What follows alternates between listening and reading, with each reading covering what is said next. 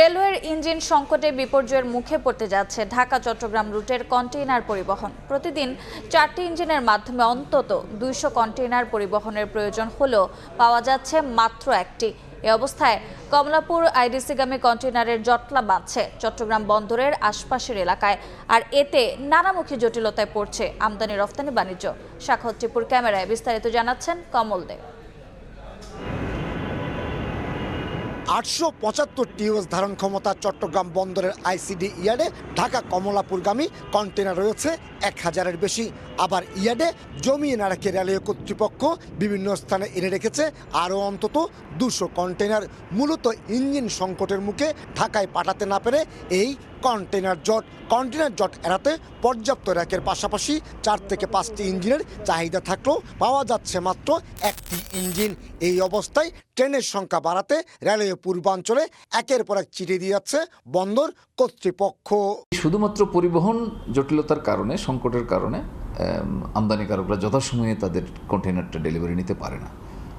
তো সেজন্য আমরা রেল কর্তৃপক্ষকে বারবার পত্র দিয়ে যাচ্ছি। প্রতিদিন ঢাকা চট্টগ্রাম রুটে অন্তত 200 কন্টেইনার পরিবহনের লক্ষ্যমাত্রা থাকলেও তা কোনোভাবেই 50টির বেশি হচ্ছে না।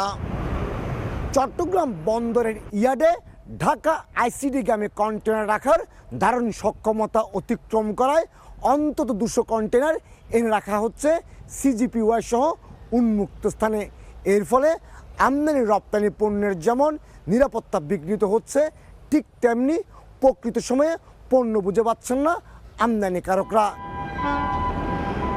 একদিকে রেলপথে কন্টেনার ডেলিভারিতে 6 থেকে 7 দিন সময় লাগছে, অন্যদিকে সড়কপথে কন্টেনার পরিবহন বাড়তে থাকায় সৃষ্টি হচ্ছে অসহনীয় যানজটের।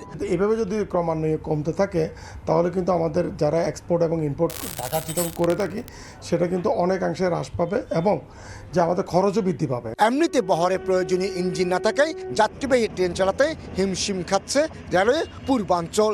তার সঙ্গে নতুন করে যুক্ত হচ্ছে কন্টেনার এবং জ্বালানি তেলবাহী ট্রেন চালাতে অতিরিক্ত ইঞ্জিনের চাহিদা। এই নিয়ে চরম বেকায়দা রয়েছে রেলওয়ে পরিচালন বিভাগ।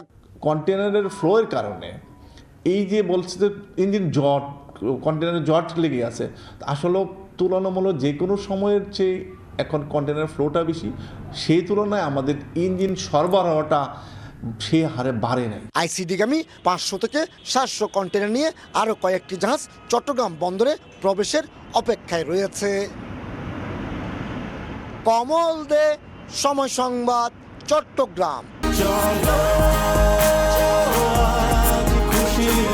40 বছর ধরে অসংখ্য খুশির মিছিলে ছিল আইডিএলসি, থাকবে আগামীতেও।